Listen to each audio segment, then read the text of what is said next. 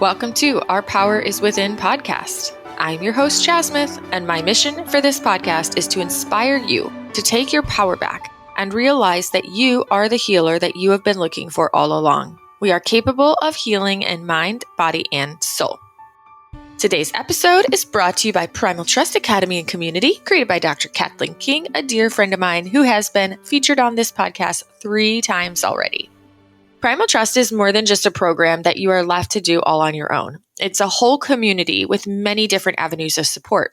Within the community, you will find forum support moderated by coaches and other graduates of the mentorship program. You'll have access to study groups and integration groups to help you navigate the Regulate program, which is the foundational program that you would first begin, designed to help you find freedom from chronic illness and trauma by teaching brain retraining, somatics, breathwork, and more. This program really focuses on combining both top-down and bottom-up modalities for a comprehensive approach. In addition to all the above, there's an ongoing calendar of daily live classes. To learn more, check out the links in the show notes and use the code OPIW for Our Power is Within to save 5% off your monthly membership cost or sign up for a whole year and get 2 months free.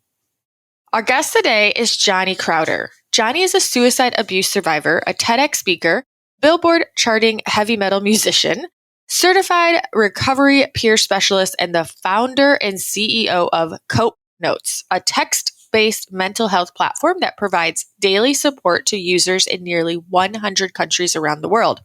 If you haven't heard of Cope Notes yet, but it sounds like something you might want to try, there will be a link in the show notes.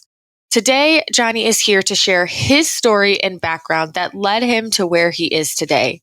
It's a truly inspiring story, and I had such a pleasure chatting with him and learning more about him, and I believe you will enjoy this too. So please enjoy. Johnny, thanks so much for being here with me today and being willing to share your story with everybody who will be tuned in. Yeah, buddy. Generally, I think what makes most sense is to start out with your story. So what I'd like to do is give you the floor and just have you start out with sharing a little bit about your background and what you've been through and what has kind of led you up to today. And then we'll get into, some other stuff. Yeah, I always struggle with questions like this because how it sounds to me is like, can you sum up 30 years in 30 seconds? So I'll do my very, very best to give like an overarching like story arc of my life, which is basically, and this is going to be super, super high level, and then we can dive in more detail. But basically, I grew up in an abusive environment with severe mental illness, so not a great start. And then I didn't start treatment until high school. And in high school, I started taking psychology courses and learning more about how the brain works. And then I got really curious and went to college to major in psychology, learning about neuroscience and specifically how the brain works and how we can get it to work for us. And then from there, I started volunteering with NAMI, the National Alliance on Mental Illness, doing peer support and public advocacy. So my story shifted from, oh no, I don't want to talk about mental health because it's my whole life, to then, oh yes, please, I want to talk about mental health because it's my whole life. And then about 5 years ago, I started a company called Cope Notes, and we help people improve their mental and emotional health every day. So it's been really cool to say that mental health has been the main character of my life, but it went from being the villain to being the hero. Exactly. They say so often that some of the harder things that we go through in life, it's hard in the moment to see how it could be for us, but there's always this opportunity to really turn it around and transform it into something positive if and when we can get there. Mm-hmm. Okay, so that's a really great brief synopsis. Now let's go deeper. Because yes, obviously, like people who are listening will know that I bring on a lot of people who share their healing and or recovery testimonial stories to inspire hope so that if they're someplace in their life, whether they're sick or they're ill or they are in pain or they're challenged right now with feeling like there's no hope in life and they don't know how to continue going forward, my hope is that people who come onto the show and have survived through those challenging times and who have risen above are able to inspire hope and give these people listening that same hope, if that makes sense. Yeah, it's a license, basically. Mm-hmm. I'm picturing my younger self. Let's say someone came into my high school when I was in high school and said, "Oh, I'm going to talk to you about depression and anxiety and bipolar disorder and schizophrenia." I'm not diagnosed with anything, but I'll tell you what I read in all my textbooks. And I would go, for better or worse, definitely worse. My attitude at the time was, screw you. You're not going to sit there and tell me. I had this like righteous indignance inside of me that was basically, if you don't understand what I'm going through, then I don't want to hear from you. And fortunately, over the time that I went to school for psych, that definitely changed. But I think there is something unique about sitting down with someone and saying, hey, the reason that I'm saying this to you is, yes, I may have read these things in textbooks, but also I've experienced them firsthand. And it was hearing that when I was younger was something that allowed me to let my guard down. And I think people forget that when they experience hardship, they're also being handed a license to communicate with people like my teenage self. Mm-hmm. Exactly. Yeah. So you, in your brief synopsis, kind of explained that you grew up in a rather traumatic experience. Mm-hmm. And then you said that you got help in high school. Yeah. Mm-hmm. Can you kind of share a little bit more for people listening, like what you mean by that and what kind of help you got and how you were supported in your journey? Well, I'm surprised that any clinician was willing to meet with me twice because I was really obstinate as a client. I was not an easy client, I'll say that, because really I didn't want to go. It was after a pretty severe behavioral outburst that my mom basically gave me an ultimatum. She said, either I can drive you to the doctors or I can call the police and they can drive you to the doctors. But either way, you are going to take a trip and they're going to sit down with you and learn about what's going on and see if they can potentially diagnose whatever you're experiencing. And for me, at a young age, that was kind of a no brainer. It's like, well, I'd rather have my mom drive me than the police. So I went and I met with a bunch of different therapists that I did not like, had a lot of issues with different clinicians and providers. And then eventually I found a magical woman who just simply treated me like a human being and not like a basket case, and started taking medication. And it wasn't like my first session I started making huge progress, but definitely gradually, as you know, I was in treatment for years and years. And I think probably around year 4, I look back and I'm like, wow, I guess I've been becoming a different person this whole time and almost didn't even realize it because the changes seemed so small and imperceptible in the moment. Oh, interesting. Okay. And this was all through high school. So you were like a teenager at the time? Yeah, I started, I think, when I was probably 15 or 16 is when I started treatment. And even now I'm in therapy today. So you could argue that I'm still in treatment, but I was medicated for 11 years. And for a lot of that, I was in like mandatory counseling to stay in school, or had to meet with a psychiatrist every other week and a psychologist once a week. Like it was pretty intense for a lot of that decade.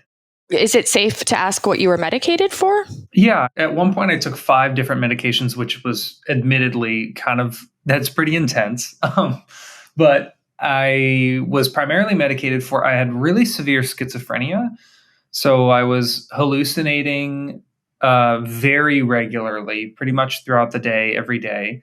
I was living with well, I guess I still am living with bipolar 1, and except at the time it was very unmanaged and severely depressed, very anxious, and some pretty debilitating OCD as well. So all of those things were standing in the way of me living a quote normal life, as in being able to drive or prepare food for myself or bathe, things like that.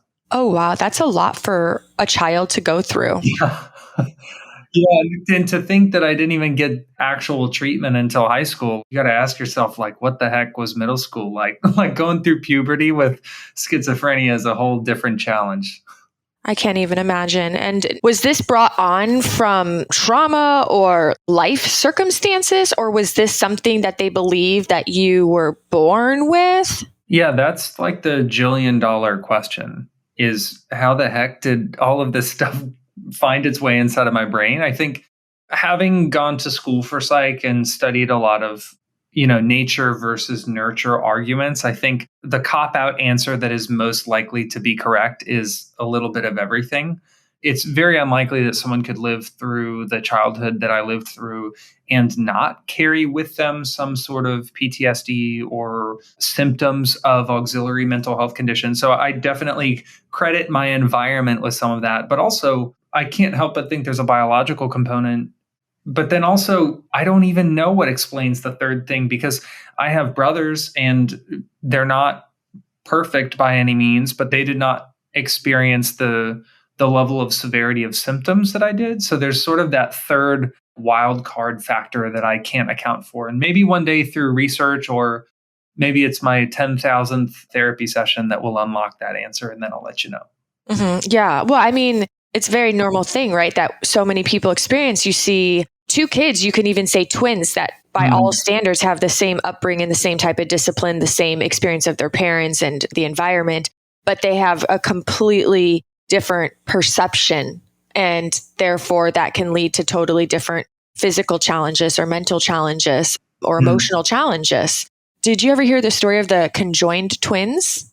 Somebody else on my podcast shared this a while, and they were sharing how these conjoined twins shared, they were conjoined. So they shared the same bloodstream and there was all this stuff. Everything was like so connected, right? But yet one of them would be sick and one wouldn't be sick, or one would have one desire or the other would have something different, or like a different perception of an event. So even though they were literally joined and connected, living essentially the same life, they weren't living the same life, because at some deeper level, they were experiencing life through still a different lens and having different perspectives and experiences because of that perspective. It's very interesting. That's that wild card thing. Yeah. Like, what the heck is that? You know what? I need to go back to school. Well, we're forever students. Amen. Yeah. Now, okay, so you went through a lot. You go into high school, you're 15, you're getting help. You said fast forward 4 years. That's when you started looking back and being, oh gosh, I'm becoming a different person. Yeah. At what point did you find yourself intrigued to then pursue psychology and learning about the brain? When did you find that becoming an interest? When were you like, oh man, this is actually what I want to go study? Dude, it's the opposite of what you think. So actually, it wasn't treatment that made me want to study psychology. It was studying psychology that made me open to treatment.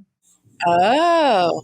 It's so funny looking back. I think everyone's like this as a teenager, and then we all just pretend like we weren't when we grow up. But when I was a teenager, I had this very much like, you can't tell me nothing attitude.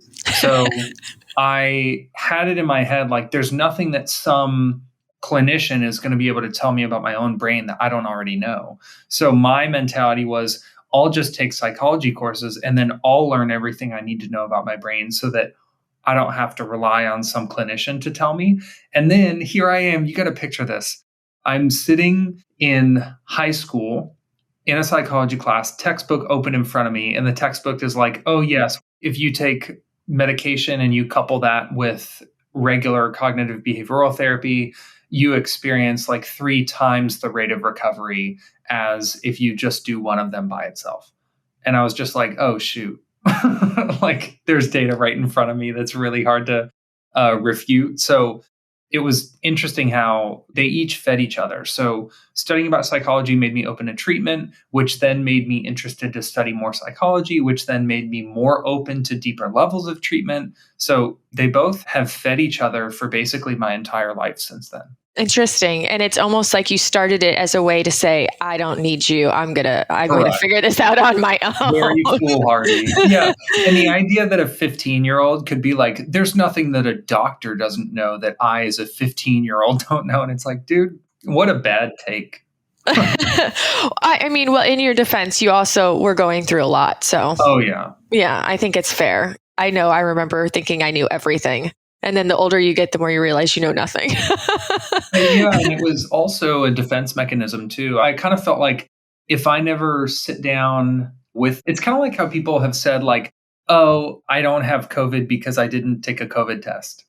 So I'm not 100% sure if I have it or not. So it's kind of in this gray area, and it almost feels safer to live there. And for me, I was like, well, if I sit down with a clinician, they're obviously going to diagnose me with something. So how long can I postpone meeting with a clinician? Because it's so funny. Like if you were to ask me in high school, Johnny, do you experience any OCD symptoms? I would say no. I mean, I don't step on cracks and I don't touch doorknobs and I count my Cheerios and I haven't touched a person in 6 years, but that's just because I'm clean and careful. And it's like, dude, what? I was so dedicated to avoiding the diagnosis that the idea that I could help myself was really just trying to prevent the inevitable of a clinician saying, hey, buddy, I think I know what you're experiencing and there is something we can do about it. Mm-hmm. Yeah. And now you can correct me if I'm wrong because you're going to be way more versed in this body of knowledge, but it can be challenging in and of itself because from what I've understood, sometimes when we are experiencing some of these more severe mental health challenges like schizophrenia or bipolar, isn't it often because there's times that your brain essentially is not working in a normal realm that somebody else's brain might work. And so there's like times where people sometimes struggle to do something like take their medication, right? Because they're not thinking in the same way that somebody else might think. Yeah, one of the simplest definitions of schizophrenia that I've ever used, I remember when I was talking to a fairly young audience. So I do a lot of keynotes and trainings, and primarily that's for adults, but then I also will do colleges and universities, and then sometimes I'll do high schools. Every once in a while, I'll do middle schools. And then I remember one time I was talking to an elementary school. So it was third, fourth, and fifth grade. And I'm like, whoa, I need to really figure out how I'm going to explain some of this stuff. And the definition that I used was something like, schizophrenia is not being able to tell, not being 100% sure whether something is real to everybody or just real to you. And that made it very difficult to, if I had it in my head, I actually remember this, I wouldn't want to go inside of my therapist's office because there was a window in the office and I was convinced that if someone could see me through the window, that someone had a sniper rifle that was trained on me to execute me. And so whenever I would tell someone I don't want to go to treatment, they might hear, well, he's just being rebellious. But actually, to me, I had these very real to me reasons why I thought treatment was unsafe. And I've also had that happen with medication and all these other things that I think we forget that sometimes if people aren't adhering with treatment, maybe it's because they're being rebellious, or maybe it's because they're living with self-stigma, but maybe it's some deeper fear that feels ridiculous to us, but feels very real to that person.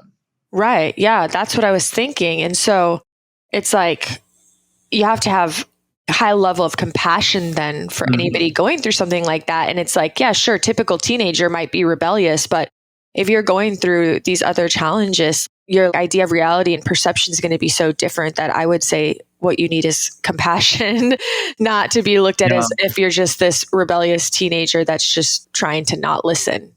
Mm-hmm.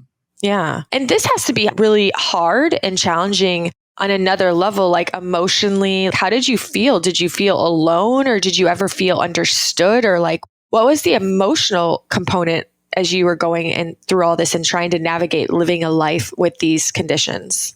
I definitely felt alone. Even when I was around people, I felt very misunderstood because not only was I pretty sure that the people around me didn't have any clue what was happening with me, but then also I lacked the ability to communicate what was happening to me. So it wasn't even fully, it's not like, how come these people don't know that I'm hallucinating wolves in their kitchen, right? Like I wasn't necessarily frustrated that they didn't get it. There was a level of alienation there that I think was partially informed by my inability to clearly say, hey, I'm hallucinating wolves in your kitchen. Like there was something that was either mentally or socially preventing me from doing that. And the one thing that made me feel really understood was creativity. So writing poems or playing guitar, painting, pretty much any creative endeavor, for whatever reason, made me feel, I felt like I have a tattoo on my arm that says, "My paper and pen have been with me through thick and thin." And it is kind of a reminder that creativity, writing, that act of making something from the challenge that you're facing is something that's always helped me feel more understood than anything social. For whatever reason, that's always provided me solace. Yeah, well, absolutely. I'm so glad you brought that up because creativity in itself has so much healing potential and healing power. And I mean, generally speaking, that is art. Art is an expression of emotion. It is a way to express and release our true emotion. I think it's an outlet that people can tap into, especially even when they struggle with being able to convey it in other ways, if that makes sense. Yeah, art is really, really magical and underutilized.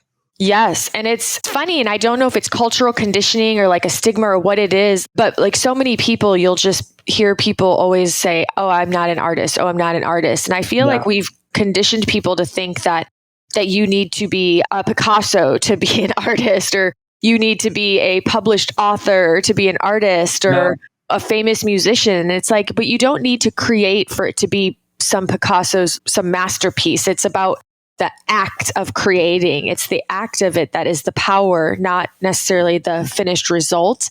And you don't need to be a natural painter to paint or a natural writer to write. And I feel like if we took the pressure off of ourselves and didn't put so much pressure or weight on the outcome and more just engaged in the experience of it, we would see the power behind it. And I think that my personal belief is that by being human, we are absolutely creative. We are absolutely artists because it's just part of the human experience. We are creative beings. We are literally here to create in infinite capacities. Yeah, I remember when my first band got signed to a record label, and I almost wouldn't allow myself to own the identity of being a musician. There was some part of me that said, "Well, you just got signed. So you're not really a musician. You're kind of like the baby version of a musician." And then, 20 full US tours later, if someone's like, "What do you do?" I'm like, "Oh," and I kind of fumble around because I'm like, "Well, really, I've never done a tour in Asia. So really, I'm not a musician yet."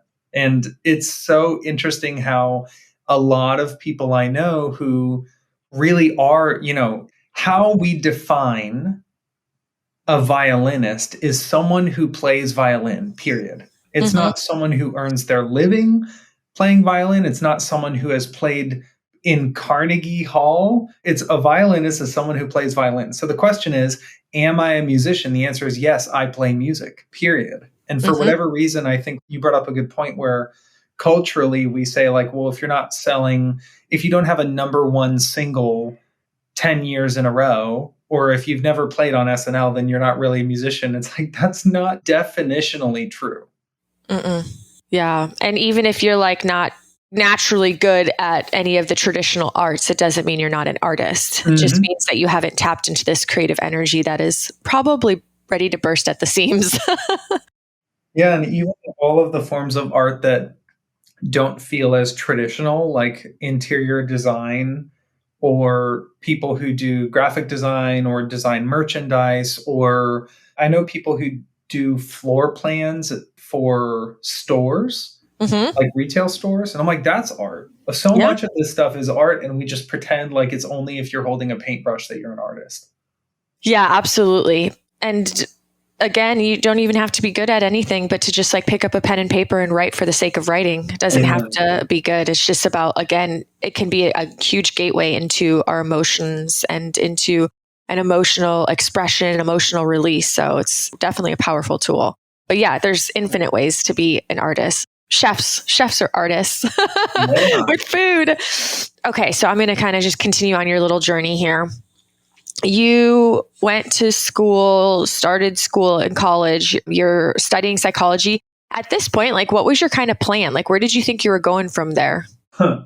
Well, To be 100% honest, I tried to go to school for music and my parents were like, no, like you are not wasting a scholarship on a music degree. Like you have to get a real degree. And then I was Oh, like, fine, I will get a degree in psychology because I'm interested in it. And then I will become kind of the good therapist. Like, because in my head, I'm like, oh, there are all these crappy therapists out there and all these crappy counselors. I'm going to become one of the good ones, which is so funny because I think everybody thinks that when they pursue anything. They're like, well, there are so many crappy restaurants out there. I'm going to make one that's great. And it's this thing that when I went into school, I thought all these therapists are crappy. And then as I learned more, I was like, oh, I just didn't understand therapy, like the medium of therapy. So the more I learned, the more I was like, oh, you know what? I'm going to give credit to this counselor that I saw 6 years ago because they were totally right and I was wrong. So it was a pretty humbling experience.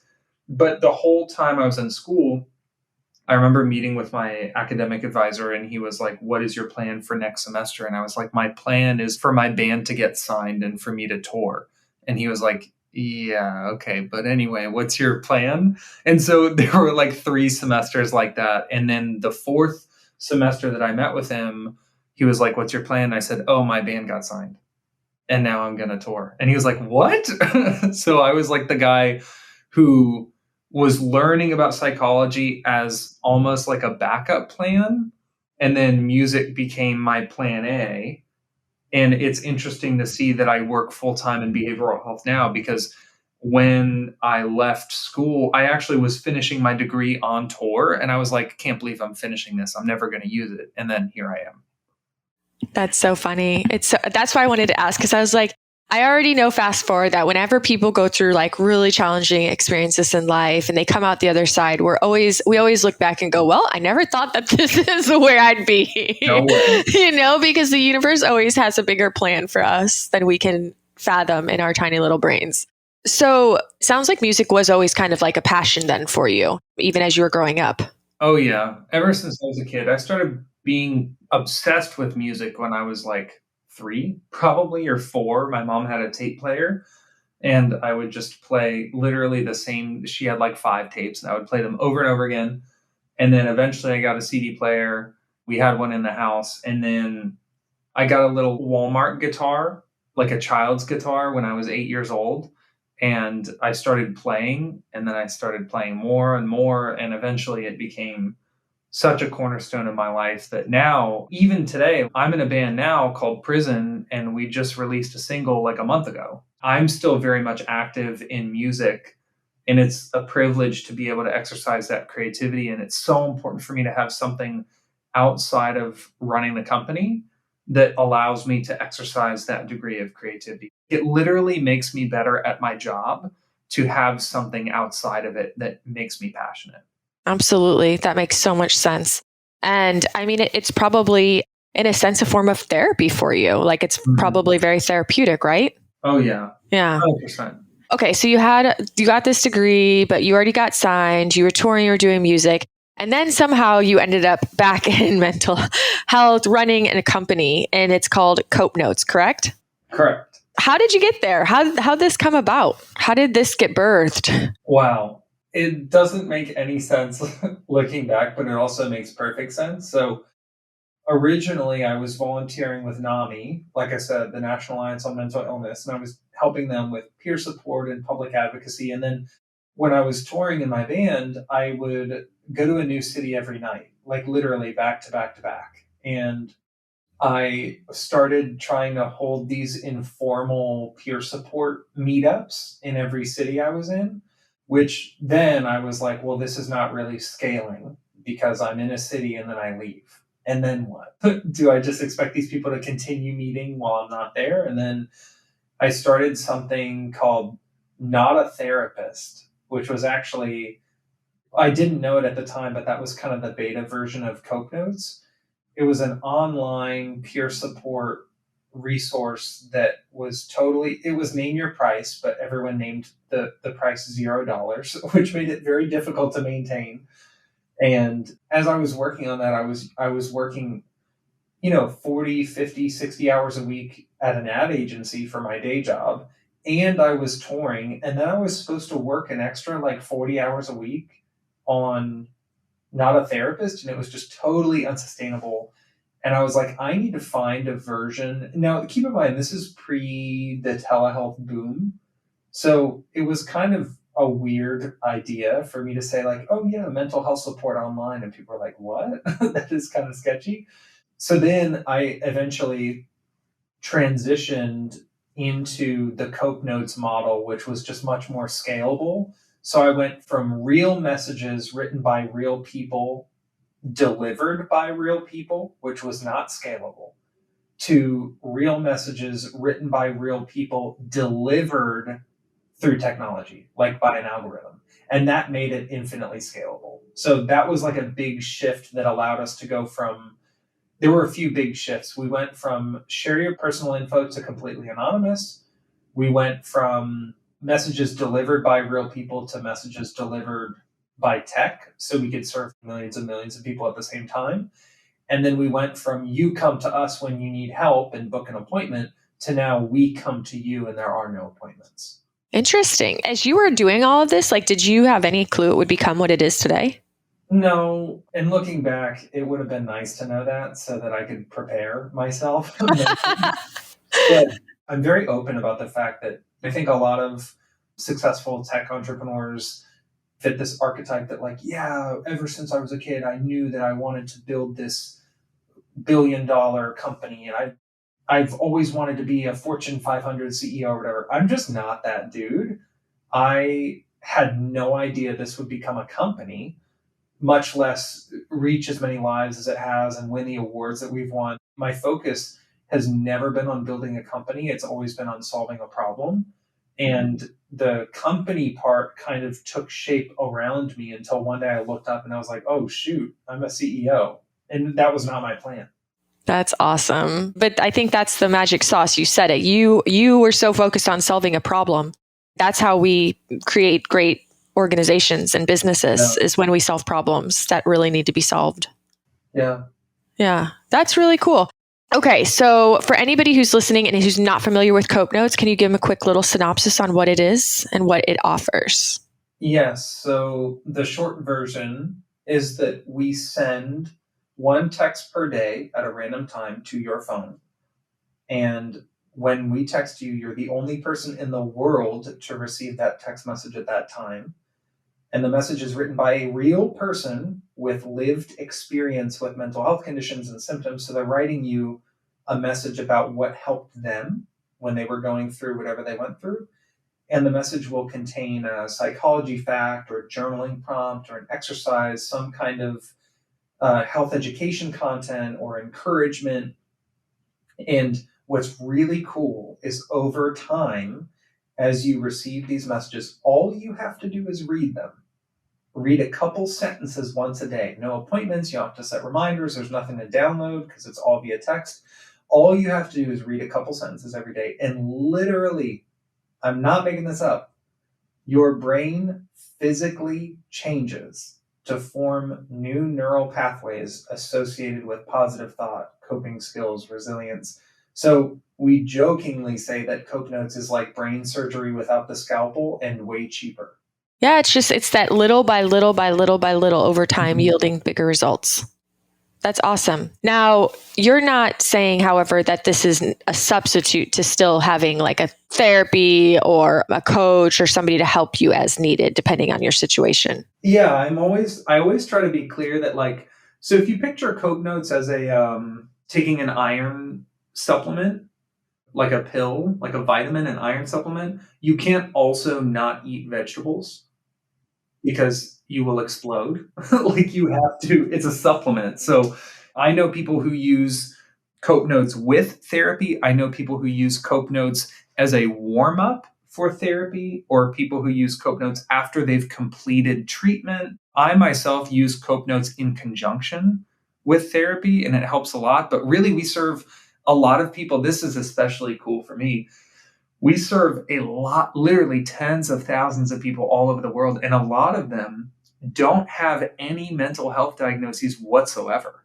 Like, we are literally driving positive health outcomes, not just for people who are experiencing anxiety or depression or stress, but also we're driving positive health outcomes for people who literally feel fine already. And that to me is so cool because we're getting there. For those people, we're getting there before the challenge, before the tragedy, before the crisis, before the newspaper headline. We're getting there early and equipping them with the skills and tools that they can use if and when life gets complicated. Yeah, I love that so much because that actually leads me to like this question that I was thinking about, which was just acknowledging that we do actually indeed have a very large percent of the population who is dealing with and or suffering from mental health challenges right now. I'm wondering what your thoughts are regarding this. What do you think is the cause of this rise in numbers? And what culturally do you feel like needs to shift or change in order for us to change that trajectory that we're on right now? So the first part of the question is, why is there an uptick? Yeah. Why do you think that there's just such a huge rise in people who are experiencing anxiety and depression and just mental challenges like that? When you look at statistics these days, it's a very high percentage, especially in our country. Yeah, part of it is I want to go macro and then micro. So my macro answer is all of us have access to way more information than is useful. And I went over to my sister's house recently and she was like, "Oh, did you hear about," I can't remember what it was, but it was like, "Did you hear about this like new viral video that's like a meme or whatever?" And I was like, "No." And she's like, "What? Do you live under a rock?" And I was like, "Yes." Like, I pretty much, all I know is like brain stuff and music, and I still don't know 99% of both of those things. So I almost purposely kind of insulate myself because I think all of us have access to, like, I don't know, you rewind 2000 years. Do I know if someone dies of typhus in Vietnam? No. Not that it's good that that happens, but that I'm not even aware of it. I have no clue that that's happening. But now we are all informed all the time. I remember I was in the car with my mom and her phone dinged and she checked it and it was like a news update push notification that a bus drove off a cliff or something. And it was Oh, like, why the geez. heck do you need to know that? We have so much access to so much information that is really overwhelming, and a lot of it isn't great news. It's just, yes, it's technically news because it's a development, but I think we're fed a lot of things that promote fear and anxiety. So that's kind of the macro thing, is just access to way too much information. And then on a micro level, I think over the last couple of years, there's been somewhat of a shift, which is actually what I think is part of the solution, the answer to your second question. I think there's been a shift from, oh, mental health is an other people thing, to, oh, shoot, now that life has gotten this complicated and messy, now that the last 3 years have affected me the way that they have, that I can't keep pretending that mental health only applies to my coworkers or my nephew. I need to recognize that it also applies to me. So I think ultimately that's the way that we make huge strides in mental health as a country, is getting away from this others mentality where everyone is kind of pointing the finger at everyone else saying, you guys are the ones who needs to learn about mental health, not me. Yeah. Yeah. I love that you bring that up. It's so true. It makes me think about, I've learned a lot, like, say, the people who experience like sometimes chronic pain or certain chronic conditions. There's a lot of research that shows that a lot of times there can be an emotional component to this pain. And the thought that what happens is like, how up until recently, it has been like a stigma. It has been something that is hush hush, or it's somebody else, or it's not me, or I'm not going to talk about it. And it's almost interesting how if you were to call your job to call in quote unquote sick because you needed a mental health day, that's like in the past, maybe not as widely accepted. But if you said, I have a migraine, it's okay. You can stay home. We can talk about our physical pain and that's okay. But we can't talk about how we feel really sad or alone or misunderstood. It's interesting how in the past it was almost easier to be able to feel more relatable to something physical versus something emotional or mental. Yeah, and almost we have a greater degree of, not even almost, I think this is actually true. We have a greater degree of respect for people who say that. When people say, "Oh, I'm taking a mental health day," I think the sentiment is kind of shifting from, "Oh, give me a break, get over it," to like, "Oh, whoa, respect for Yeah. you actually standing up for yourself and not coming into work and trying to force your way through." It's so weird. I think that narrative is shifting from acknowledging your mental health and working on it is a sign of weakness to now we see it as more of a sign of strength, almost impressively so. Like when we see somebody like, "Yeah, I started going to therapy," and we're like, "Word, like Yeah. get in there, do your thing." It's almost like now we're slowly but surely switching to a cultural narrative that actually champions those people and sees it as like really responsible. It's like someone saying, "I'm going to start getting in shape," and we're all like, "Yeah, go work out and eat right." And then if people are like, "I'm going to start therapy," we're like, "Ooh, weird." And Yeah. Oh, like what's wrong with you? Probably the same thing that's wrong with you. You just don't want to admit it. Yeah, it's definitely awesome to see a shift and to see it being something that is more acknowledged and respected and more talked about, and where people can feel more open and they can use their voice and not feel like they're going to be judged or ridiculed or anything like that. Yeah. Yeah, absolutely. I'm wondering if you would be willing to share with my audience, say there's anybody out there right now who's listening and they're struggling with whatever challenge they have. Maybe it's severe anxiety, maybe it's panic attacks, depression, suicidal thoughts. Like, what would be some practical tools and techniques that somebody listening could implement today to yield results over time? Okay, great question. I could literally spend an entire hour on this, but I'll do my best to keep it a really short list. So, first things first, so many freaking people ask me, like when I do a training or Q&A, they'll be like, "What are some things I can do to immediately improve my mental and emotional health on a regular basis?" And I was like, and this is going to sound like such a lame answer, I know that it will, but I will say, do you drink water every day? Do you exercise multiple times per week? Are you getting 7 to 8 hours of sleep a night? And almost universally, the answer is no to those basic things. And I think a lot of us are looking to, it's kind of like my guitarist lost something like 150 pounds. And everyone was like, "What's the secret? What's the hack?" And he was like, "Dude, I stopped eating so much junk food. I stopped eating so much food, like such a high volume of food. And then I started exercising more." And we forget how important those basics are to our health. So the very first thing I would say is, if you're asking me what you can do to improve your mental and emotional health, and you're staying up super late at night, you're drinking alcohol or smoking, or you are in a really abusive relationship, or you're in an unsafe living environment, I would say, yes, it's important to journal. Yes, it's important to set aside time to focus on your mental and emotional health. But if your life environment, either the body you live in, like that local environment of your actual literal body, or your surroundings, like the people you're spending time with, or your home environment, your work environment, if those things are actively working against you, it's really hard to journal away 1 hour of sleep. So I would say, if you're listening to this, focus first on removing those huge things that are staying in the way of your wellness.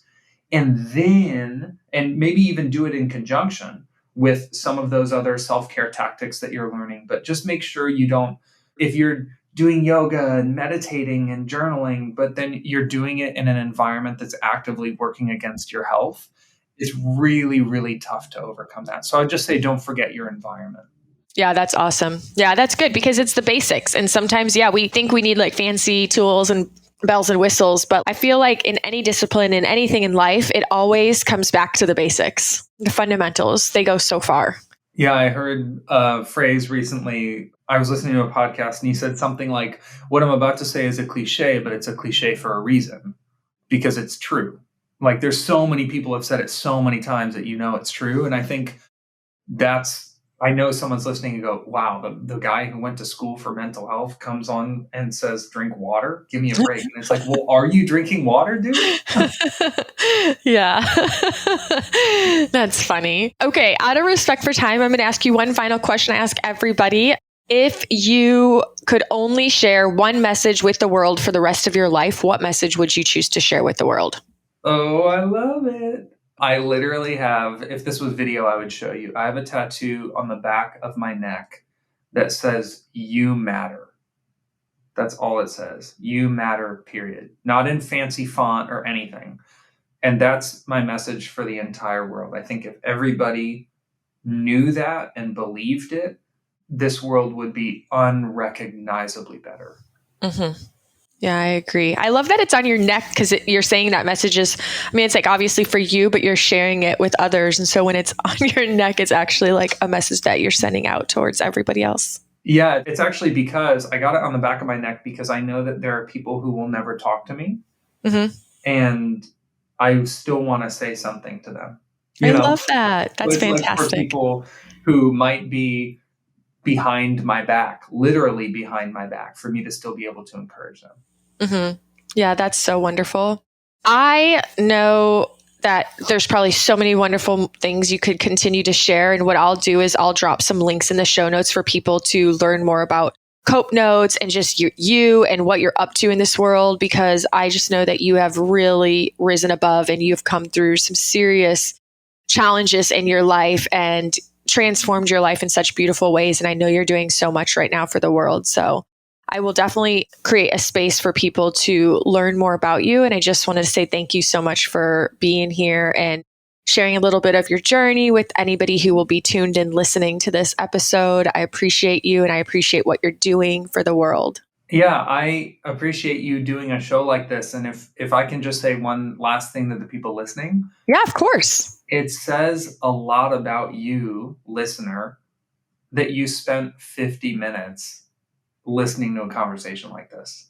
Don't ignore that. The fact that you're the type of person to dedicate an hour of your time and attention, the most valuable commodity known to man, to a conversation like this speaks volumes about the type of person you are, the type of impact and change you are capable of. So please, if nothing else, pat yourself on the back for that and then continue with this momentum. Like listen to another piece of content or take an action or talk to a friend, like continue building on this momentum. Because if you're the type of person who would spend an hour doing this, something tells me you're the type of person who would spend another hour doing it. And the only way I've been successful in recovery is making sure I stack those hours up on top of each other. So don't let this momentum stop here. Do something.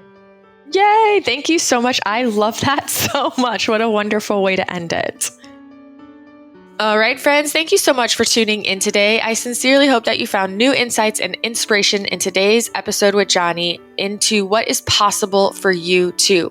Remember, we are never alone on this journey, even if it might feel that way at times. I love you all. Please know there are always ways to connect. As a matter of fact, I would love to have you join me in the podcast Facebook group where we can connect there on a regular basis. And this coming week on Friday, there will begin a new theme for the Friday challenges. So tune in Friday, or as a matter of fact, just click subscribe or follow today so you have every new episode waiting for you in your podcast library to listen at your own convenience. If you are listening right now on Apple Podcasts, please consider scrolling all the way down to leave a 5-star review because your support is always appreciated. And until next time, make this week great.